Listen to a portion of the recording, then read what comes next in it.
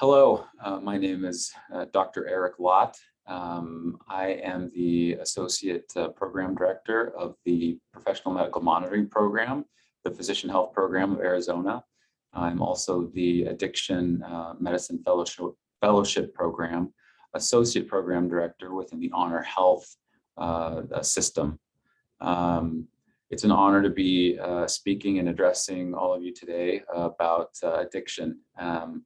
My roots are in Phoenix. I trained in internal medicine within the Maricopa medical system, now Valleywise Health.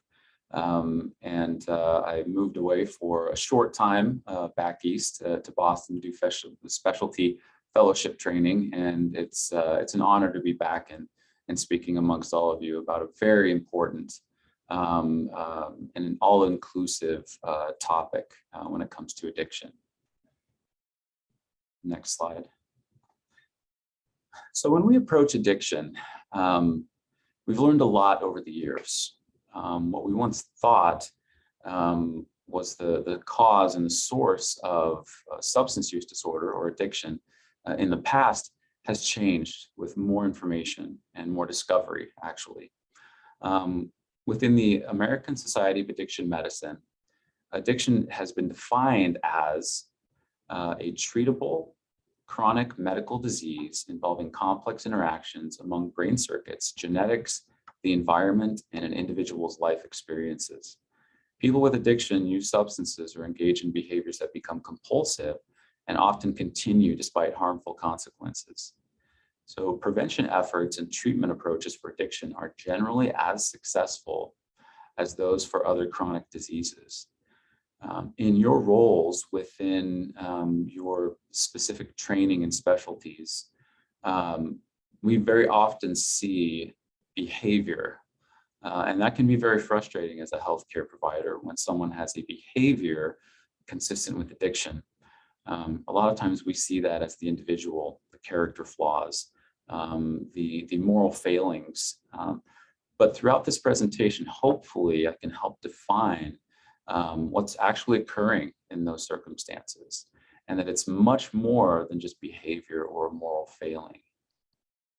Next slide.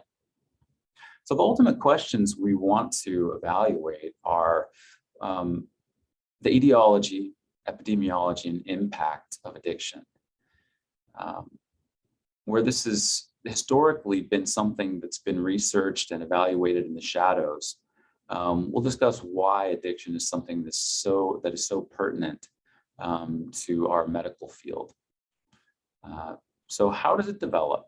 First and foremost, we need to understand the biopsychosocial model. There's predisposition and exposure to substances that lead to what we term addiction or a substance use disorder. As you can see in this slide, it was adapted from the American Society of Addiction Medicine and the research that Koob has done that kind of integrates, I should also mention Nora Volkow within the design of this diagram you're seeing in front of you. These nuclei within the brain that are responsible for and translate into three separate areas that we need to discuss in order to evaluate the source and predisposing factors that contribute to addiction. First and foremost, in that green area, the executive function areas of the brain, this nucleus accumbens, prefrontal cortex areas that are responsible for, hey, is this a good idea or not? Is this dangerous situation something that I should attempt or not attempt? That becomes impaired in the flow and the neurotransmitter processes of addiction, including dopamine as the main driver, okay? It also includes serotonin, enkephalins, endorphins. The endocannabinoid system is there for much more than just marijuana or THC to attach to those receptors. It's very, very important in the regulation of what neural networks can do and their ability to even tell the brain, is this a good idea or not? Is getting behind the wheel a good idea? Is injecting this substance a good idea? The next phase we get to is the blue section, is that incentive salience, meaning that preoccupation is satisfied by the binge type or intoxication, the high state in the dorsal striatum, nucleus accumbens, and the thalamus, projecting into that sense of euphoria, well-being, dopamine. Dopamine plays the role in our motivation, our ability to live, and a driver to even eat, reproduce, have optimism in life. Okay. When the intoxication is done, the withdrawal effects set in, the negative affect. It's the reward deficit and stress. This is most manifest in a hospital or clinic setting where those behaviors manifest, where someone says, "You're not treating my pain appropriately," or "I just need to, I'm just going to leave the hospital. You're not doing what I want you to do in terms of my treatment." Where, oh, this spider bite on my hand is swelling and becoming infected when we know it may be an injection site. All of these negative effects of stealing money, even giving up someone's ability to be a parent. No one wants to do those things intentionally. This is the dysregulation that takes place. So all of this coming together, this is the neurophysiology that we're discussing on how all of these components come together and develop addiction. So let's talk a little bit more about these predisposing and exposure factors. So there are individual risk factors that have been well studied through American Society of Addiction Medicine, with SAMHSA, WHO, the CDC. They've come together, and the best evidence now shows these contributing factors, with biological being one of, and one of the main drivers. Genetics. 40 to 60% of addiction is genetic. Now, the big question that I always get asked is, okay, well, Dr. Lott, are you excusing behavior? Is it nature, nurture? Well, it's both. It's definitely both. And here's the reason. In that next bullet, physiologic vulnerability. There are metabolic variations by race, ethnicity, even in our liver enzymes. There are polymorphisms that make individuals potentially more susceptible to developing a substance use disorder. Let's take nicotine, for example. In Asian races and descents, there is a nicotinic receptor with acetylcholine that allows the nicotine receptor, or the nicotine molecule, to stay on the receptor for longer than someone who is, for example, myself, Caucasian. What that's translated into is a lower incidence of lung cancer in those Asian populations, because they're taking fewer, or they're taking less inhalations of the cigarette, and they're exposing themselves to fewer carcinogens and toxins, all because of a receptor polymorphism. There are variations in the opioid receptor, OPRM1, that allows a medication like naltrexone to be more effective for individuals that are of Caucasian descent, to be able to have more success for treating an alcohol use disorder. There's a receptor, a true genetic variation with CYP enzyme that allows for codeine to not be metabolized into morphine readily, which doesn't give pain control, which would increase the risk of needing more pain medication or a different type that would put someone at more risk of seeking potentially or wanting to treat their pain. Gender plays a role. Males are more likely than females to develop a substance use disorder.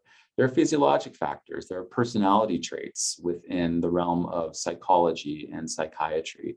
There's aggression. There's that rush sensation seeking individuals that increases the risk.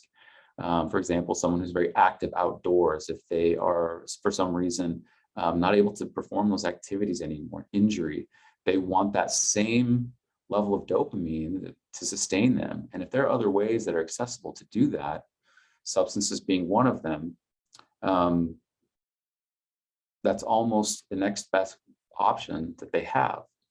So not to mention psychiatric diagnoses, mental health disorders like major depression, generalized anxiety, schizophrenia, ADHD, the symptoms of those diagnoses can lead someone to seek out something that will relieve those symptoms, those experiences, by participating in substance use. Speaking to mental health, there are already huge treatment gaps within the mental health realm. In many circumstances, there are on average over half of individuals with any mental illness that do not receive any treatment whatsoever for their mental illness. And then serious mental illness, you'll see that in green. About 34% aren't getting the treatment that they need. For individuals who have co-occurring mental health and a diagnosis of a substance use disorder, only 10% of these individuals are getting the care and the treatment that they need. Treatment gaps aren't the only problem that we're dealing with. This study was done by the NSDUH, which is one of the best surveys that have been performed over years and years within SAMHSA to evaluate the prevalence and incidence of the burden of substance use and mental health within our country. There are many contextual factors also, risks and protective factors among family relationships. I want to emphasize within familial factors, the adverse childhood experiences. You're able to see what those are. Many involve major things such as sexual or physical violence, and types of abuse, and so forth. Peer factors. Those that, especially adolescent patients or adolescent populations, their risk factors and who they spend time with and their social skills, building resiliency. And then there are socio-cultural or environmental factors that are highly associated with the risk of substance use. Accessibility. If someone can get a substance from their friend or a drug dealer easier than they're able to get medical care, there's a huge gap in care. That's a discrepancy that needs to be addressed, and we need to innovate a lot more. Low socioeconomic status, social and legal policies, media influence and representation of what alcohol and drugs are in society as a rite of passage, which is something that you do when you're in college. We're finding that that can be very damaging representation within media. And then there are protective factors, positive mutual attachment with parents, positive group norms, community support, and transparency and education goes a long way. Other risk factors that I want to highlight, especially exposure to physical, sexual, or emotional trauma that I mentioned with adverse childhood experiences. I want to run through the numbers. 5 of the 10 leading causes of death are associated with adverse childhood experiences. 35% increase in suicide completion from 1999 to 2018, and a 6 times increase in opioid overdose deaths from 1999 to 2018.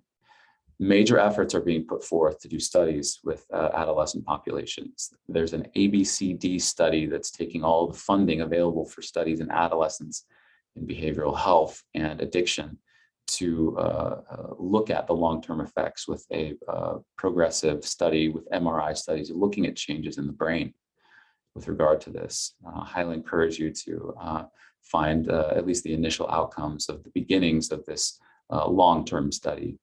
We do have to emphasize that there are many, many protective factors, such as family relationships, belief systems, and value systems. Those are highly important. They're too important to ignore within medicine. Here's by the numbers, very briefly. We look at the cumulative total of cigarette smoking, alcohol use, total numbers of illicit substance use, and prescription substance use that cause overdoses and mortality. We look at opioids causing 70% of overdose deaths. Putting all these numbers together, the cost is in the billions, hundreds of billions per year.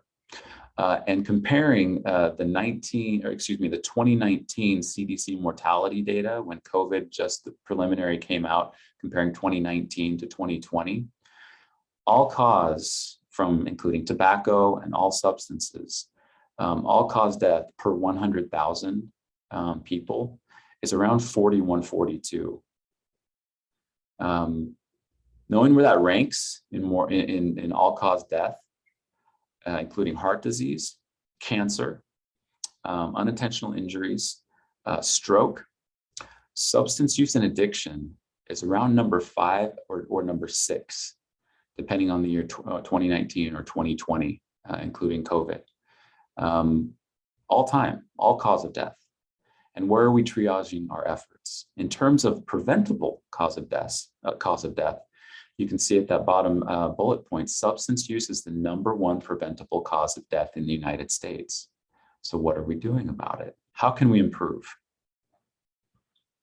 We need to know the motives, where substance use develops, where it comes from. We talked about all the factors based on genetics, exposure, genetics being 40 to 60%. I'm going to make a very good comparison a little later on within the slide set of how we approach other disease processes and diagnoses within medicine, and how we have a lot of success when we approach it from that standpoint.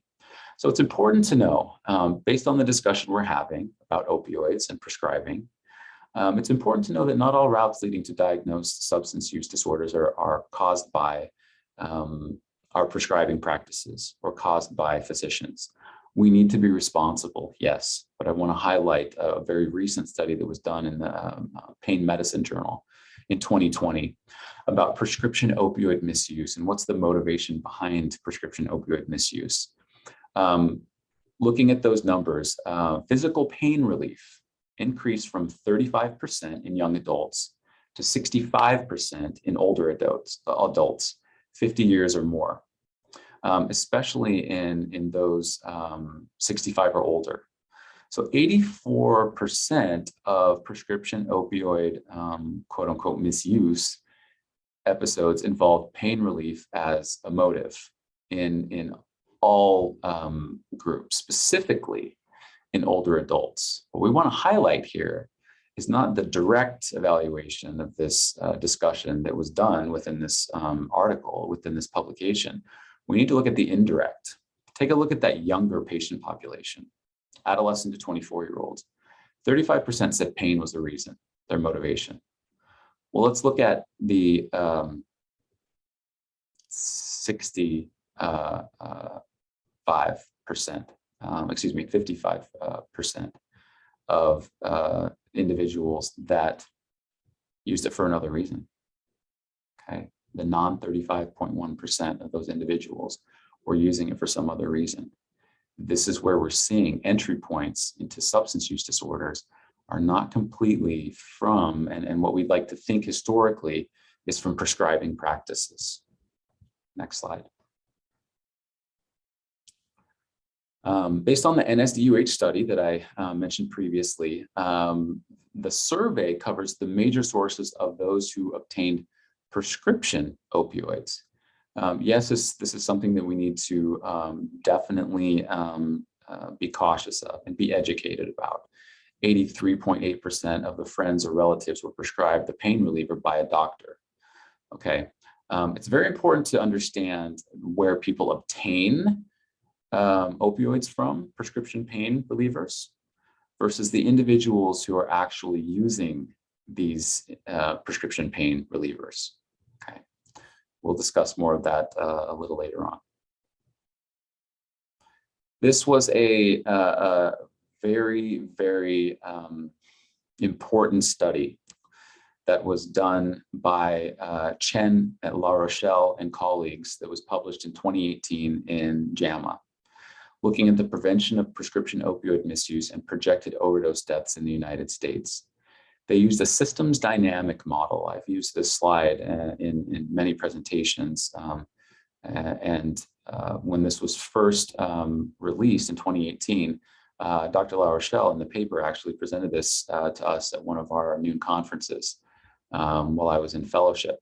So we had an extensive conversation about this study. What it looked at was a trajectory, a projection of opioid prescribing versus overdose based on the NSDUH survey and the data from the CDC. Specifically, we wanted to look at are our current approaches to addressing opioid prescribing and misuse, will they have any impact on the years to come as they are now?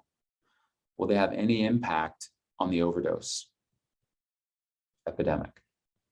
So the model consists of 3 compartments, and it's looking at the overall effects of those using opioids non-medically without an opioid use disorder, those using prescription opioids with an opioid use disorder, and those using illicit opioids with and without a diagnosis of an opioid use disorder.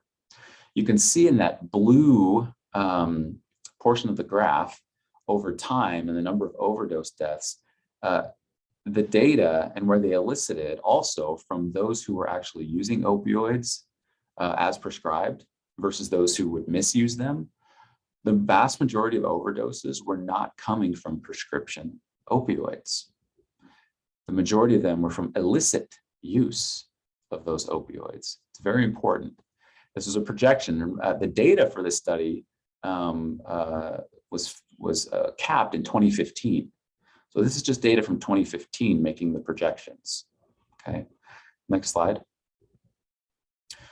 What they found on the right side, that the current approaches that exist, meaning shorter prescriptions, PDMP evaluation, targeting just bad doctors, just those interventions by themselves would result only in a modest decrease of 3.8% to 5.3% at best in opioid-related overdose deaths. So the follow-up update in 2019 that Dr. La Rochelle went over with us during fellowship, the fact that they independently validated the projected model numbers of the opioid overdose deaths in 2016 and 2017 with our CDC data. And so it provided a lot of confidence. Since the release of this study, this study has gained a lot of traction, especially in light of the pandemic. And remember, this was before the pandemic. Next slide. So a summary, their study suggests, and it does not want to devalue the efforts and the possible effects that affects the efforts of PDMP looking the prescribing for 3 or 5 days post-operatively. They could improve over time, which may ultimately yield substantial benefit in the long term. They're saying, however, given the large numbers of individuals who have already engaged in prescription opioid misuse or illicit opioid use, the study indicates that prevention efforts in isolation are unlikely to have the desired levels of effect on opioid overdoses in the near term. Next slide. The NSDUH survey emphasized this in 2018 versus 2019. They had some parameters they looked at. Opioid use disorder decreased significantly, the diagnosis. Pain reliever misuse decreased significantly. Heroin initiation decreased significantly. Heroin use among younger patient populations decreased significantly. The next slide shows, despite gains, opioid overdose deaths increased in 2019 by 4.6%. Highlighting the discrepancy. If we're looking at opioid prescribing improvements, we're still seeing an exponential growth in overdoses. So where is this coming from? Next slide. The DEA task force in January 2020, this was one of the first news stories that I saw when I came back from Boston, that looked at 170,000 fentanyl pills that were seized at the border, priced at around $3 million worth of the drug. If I was a drug dealer and I was going to make a business move, I would completely swap out heroin for fentanyl. It's dosed in micrograms. It's easier to transport, less bulk, gets individuals just as high without having to inject. And it's much easier to introduce into an adolescent patient population to just throw in that pill along with the others that they're receiving. Okay. We can see the 3 waves in the opioid epidemic. A lot of you can see the first wave is the rise in prescription opioids in 1999. The second wave around 2005 really hit in 2010 was heroin. And here in the Southwest, especially the black tar heroin. Wave 3 started in about 2013 with the rise in synthetic opioids, which was fentanyl, okay?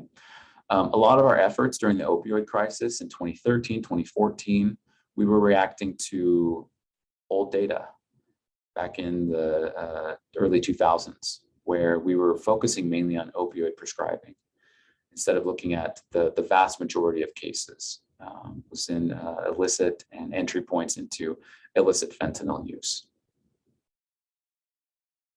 So if any of your patients tell you that they are using a Perk 30, M30, Blue Perk from one of their friends, a headache medication, this is all terminology of fentanyl.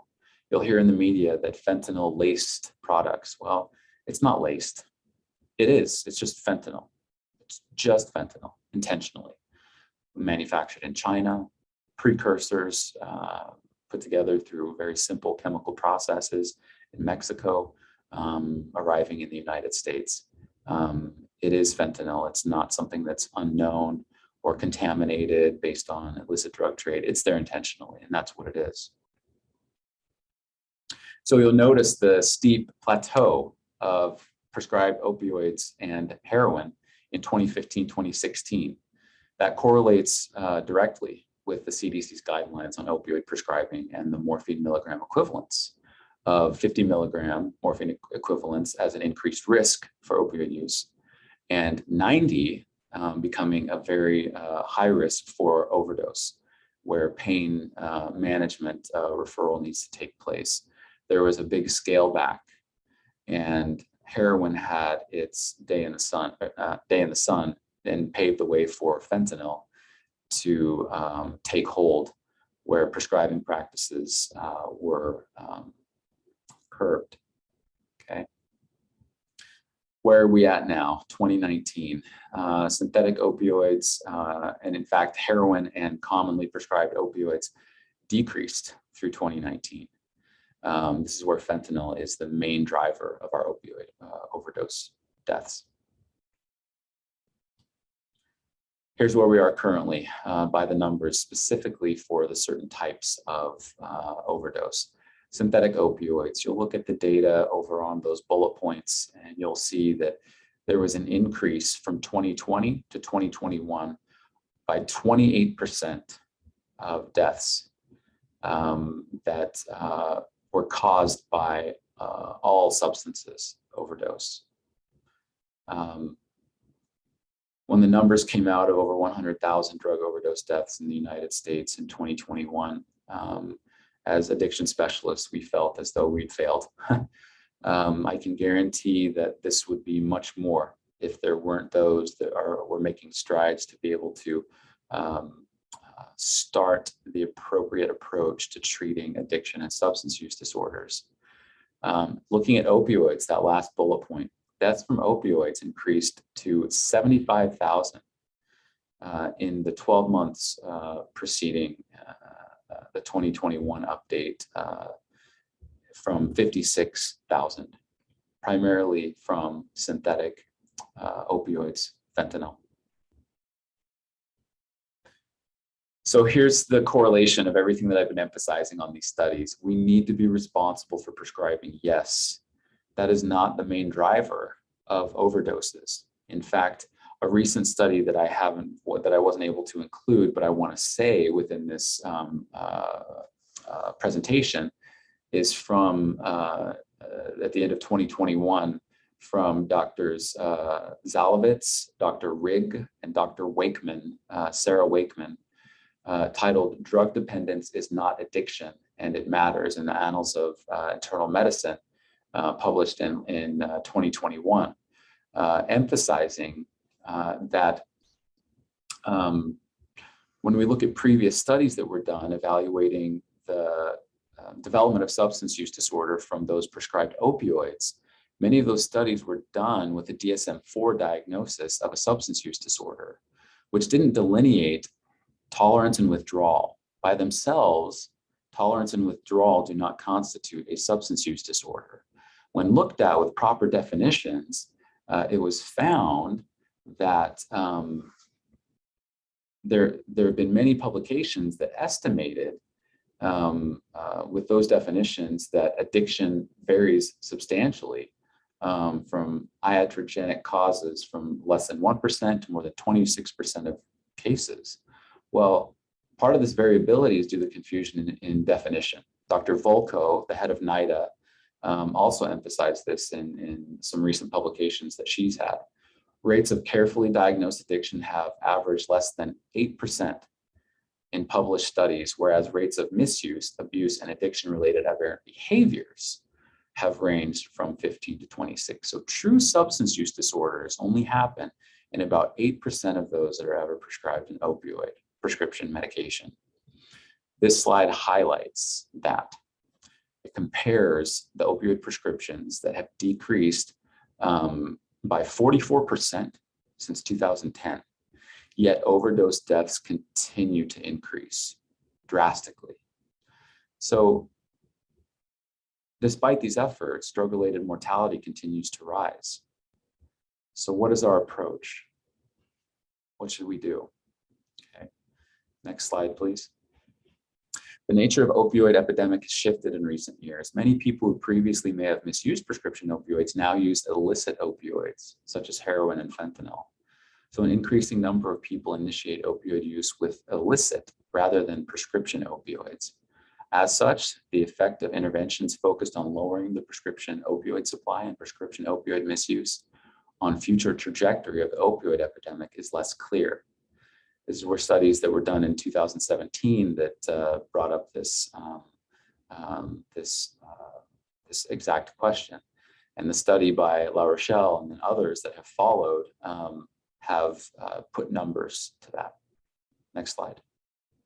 So these were the CDC guidelines that we were able to go over in 2016. Well-intentioned, very well-intentioned, but has been part of a reactionary approach in the very real realm. And I hesitate for using this word, but in a very real sense, it's a defensive mechanism to be able to curb what was old information. If you look at the CDC guidelines and recommendations just this past year, they've updated this to not emphasize as much on the morphine milligram equivalence, but to emphasize on treating the patient with a holistic, whole approach to pain and addiction. Next slide. So here's what we do. Here's the substance use disorder treatment. Offer to start treatment now. Clinicians should offer or arrange evidence-based treatment, usually medication for addiction with buprenorphine or methadone or even naltrexone for patients with an opioid use disorder. First, we have to identify what an opioid use disorder is. Next slide. There's opportunity at every point, okay? As emphasized, only 10% of people receive treatment for a diagnosis of a substance use disorder. Among hospitalized patients, 22% have an active drug or alcohol use disorder. Those are the ones that aren't even showing up for overdose or withdrawal. 50% have a lifetime prevalence. So there are points at every entry that we engage in, from primary care, psychiatry, OB-GYN, in the emergency department, to engage with these individuals. Next slide. So let's screen for it. When it's in the hospital, it's prevalent. If someone's overdosed, it's very easy to identify if someone's withdrawing. But even then, it can be difficult to understand. There are screening tools that can be used in the outpatient setting that are very useful. Here's the list from NIDA. Okay, brief intervention, easy questions to say, how often do you use substances? Do you feel like it's affecting your life? Do you want help? It can be that easy in a non-stigmatizing, non-judgmental approach. Next slide. Looking at the most sensitive screening tools to date, there are those that are specifically for those prescribed opioids or those that are going to initiate treatment for opioids with the SOAP, ORT, and DIRE questionnaires. You'll see that the sensitivity of these screenings are good by themselves. But look at the entire sample within this study that was done in 2009 for more. The clinical interview actually had a higher sensitivity. And that was because the appropriate questions were being asked in a non-stigmatizing manner where the patient felt like a human being. If we're able to ask these questions in a narrative and taking the patient with that holistic approach, rather than just reading check boxes, there was much more engagement, and the individuals were able to talk about whether or not they were using substances or not, and wanted to get help, wanted to get care.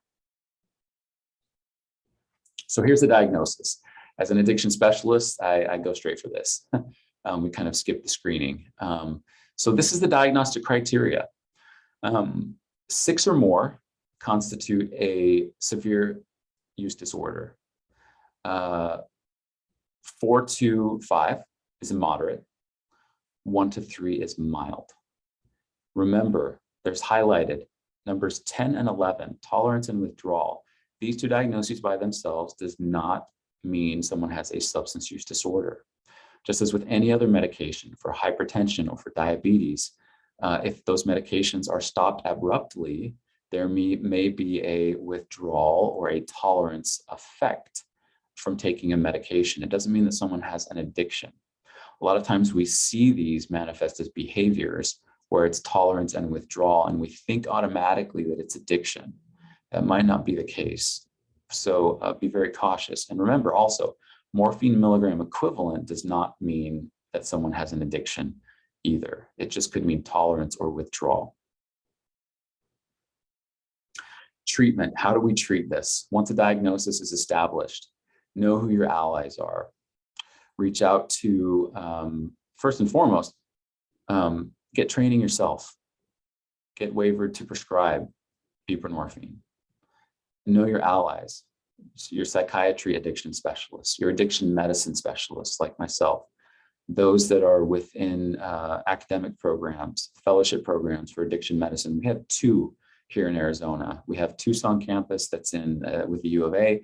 We have Phoenix U of A. We have Honor Health that are involved. Reach out, know your allies. But first and foremost, treatment should be initiated within a hospital system, within a primary care setting, and then referral to those specialists if need be.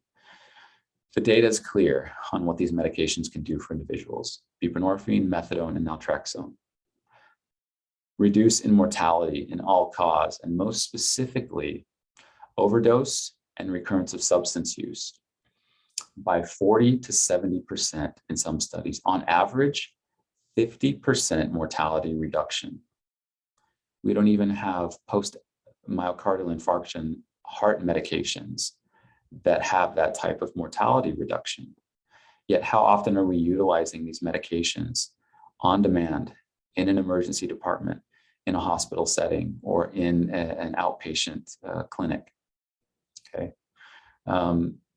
Initiating treatment is, especially in hospitalized patients, is of the utmost value. Initiating methadone in a hospital, initiating buprenorphine versus just detox, increases outpatient follow-up, decreases mortality. There are many studies that have established this.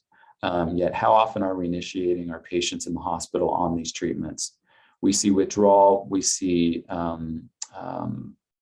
hyperalgesia, we see undertreated pain manifest as behavior, and it's frustrating. And sometimes patients leave against medical advice, quote unquote. It may be no wonder, because maybe we don't have the best medical advice for them. Not that it's our fault, but it's just based on our training and what we're able to do. We need to decrease barriers to get patients these medications right away.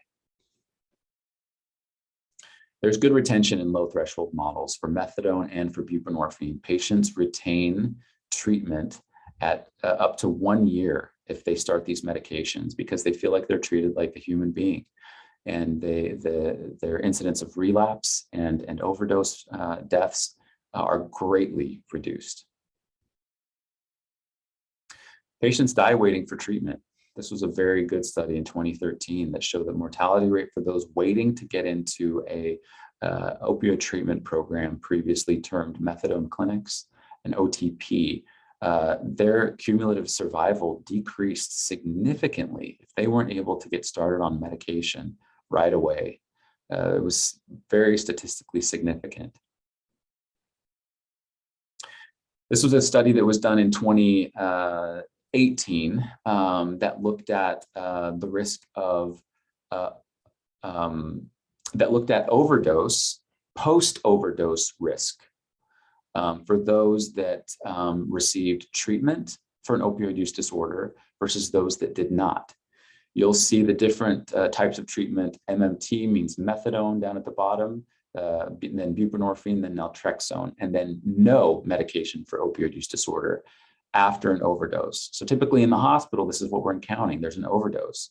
We're encountering these individuals where they started on treatment right away, or linkage to care to get started on treatment right away, or were they not? They were followed.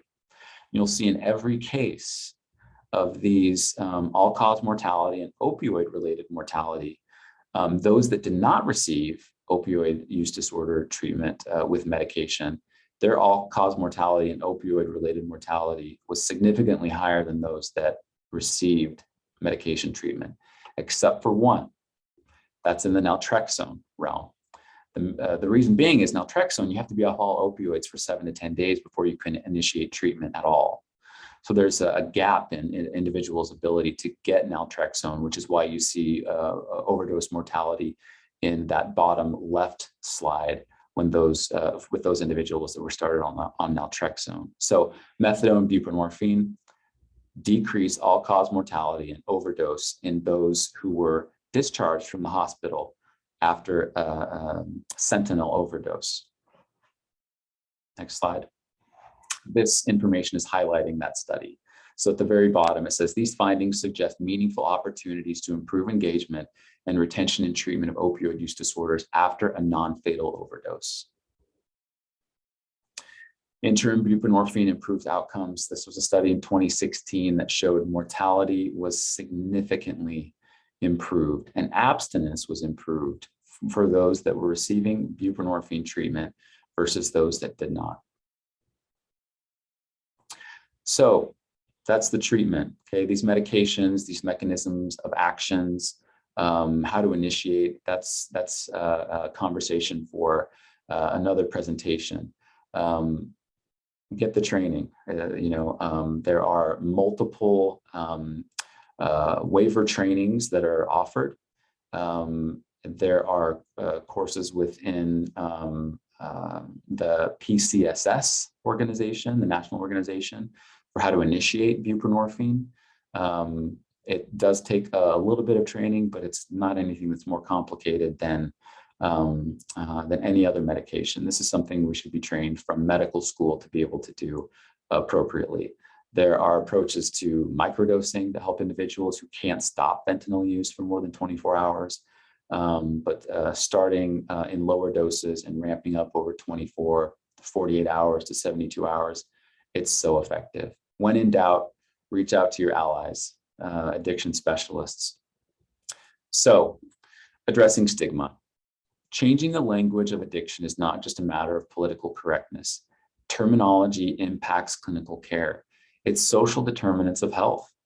So I'm going to compare this with another diagnosis as we start to wrap up this presentation. We have to address stigma. If someone's diagnosed with diabetes, okay, no more can I shake my finger at their pancreas and say, make more insulin. Then can I tell someone who's in the throes of addiction and this neural dysregulation to just stop doing drugs, just be better, just motivate. We can't. It doesn't excuse behavior, right? But like diabetes, medication has its role. It's life-saving.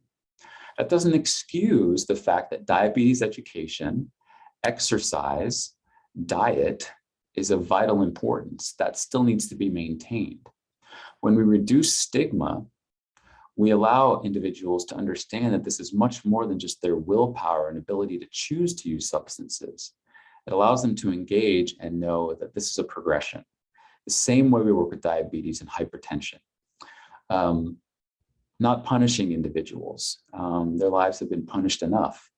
If a positive urine drug screen comes back in their follow-up visit, it's an opportunity for education. Someone should feel comfortable saying, yeah, I was craving this past week, and then we can adjust treatment, increase the dose, meet with a counselor more often, more frequent follow-up. If my patient with diabetes came in and said, yeah, I ate a box of donuts and my blood sugar is probably going to be really high, that doesn't mean that I kick them out of treatment or program or shake my finger at them. It's something we need to work at. Reducing stigma allows for someone to take responsibility and ownership for their own care. So this is congruent with general medical principles, non-maleficence, patient autonomy, the same way we work with these other diagnoses. Addiction is a relapsing disease. It does not equal failure if someone has a recurrence of substance use. The pathway can be circuitous. That's why we have all individuals on board: primary care, addiction treatment, psychiatry, counseling, and other diagnoses, and follow-up with psychiatry is of vital importance.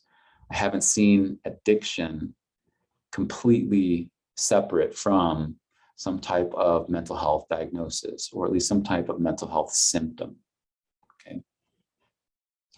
So harm reduction is a term that we look at that's evidence-based. Of course, we want someone with diabetes or hypertension to have that ideal glucose level or that ideal blood pressure from the get-go. Sometimes that can be difficult. Harm reduction is looking at improvements progressively, to the point where if it means that I can offer someone a sterile syringe to inject to avoid the healthcare cost and the morbidity, mortality of HIV or hepatitis C, which a hospitalization would be to the tune of $300,000 perhaps, whereas a sterile syringe would be pennies, I'm going to do that. I'm going to promote those types of harm reduction strategies, because it not only allows for the avoidance of other comorbidities, it allows that patient to say, my doctor gets this. And when they are ready to ultimately stop or decrease substance use, they know where to go, where they can be trusted. And they know that they're going to get the best care. That stigma that we can perpetuate sometimes within an institution takes more education on our standpoint too. I wouldn't bring in someone to the hospital that had a heart attack and tell them they couldn't get a stent until they were sober, clean from carbs or cholesterol for a couple weeks. I wouldn't tell them they would need to meet with a dietitian before I would give them beta blockers or ACE inhibitors. I wouldn't tell them that they need to read from this list of cath labs that will accept you only if and only they have stopped using substances, and delay care. But we sometimes have done that in the past and do that to individuals who present for substance use. We say they're drug seeking. We say that they are addicts. Well, let's call it what it is. They're in withdrawal. They are overdosing and they need treatment. And this is how we can do it. So hepatitis vaccine programs, safer injection sites, and syringe exchange programs. Actually, our governor passed laws that didn't make it criminal anymore for paraphernalia as a probable cause to arrest someone, because the evidence is clear that possessing sterile syringes and sterile works for injecting is decreasing the healthcare cost burden for HIV, hepatitis B, Hep C. So the law was passed that allows for paraphernalia possession to continue. So organizations like Arizona Shot in the Dark can continue to do the work that they're doing. Next slide. So this is our new treatment model. If our goal is to promote health and reclaim lives, then we must understand that sometimes there are circuitous paths through which individuals achieve and sustain such health. We must meet each individual with fresh eyes and every encounter with the belief that each encounter is an opportunity for movement, no matter how small, towards health and wholeness.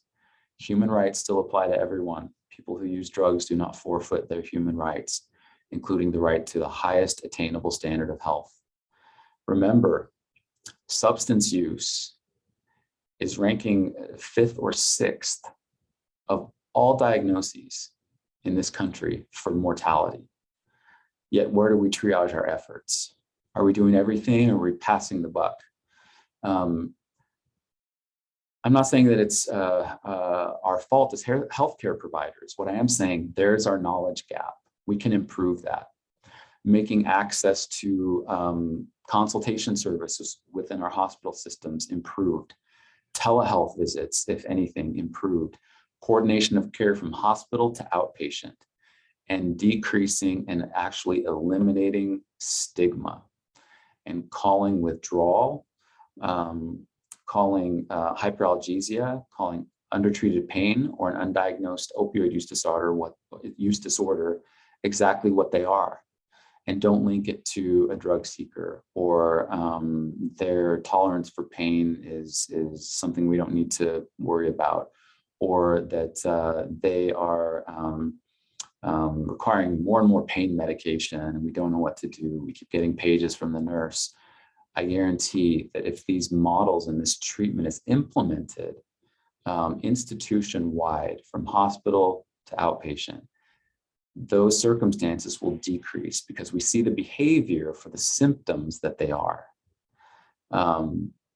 Thank you so much to allow me and invite me to be part of the CME. It's vital that we understand the role of opioid use disorder diagnoses and how we can engage in treatment, and that any physician, regardless of whether they're an addiction specialist or not, can start these medications for individuals and work coordinated with case management, social work, to linkage to care at every site.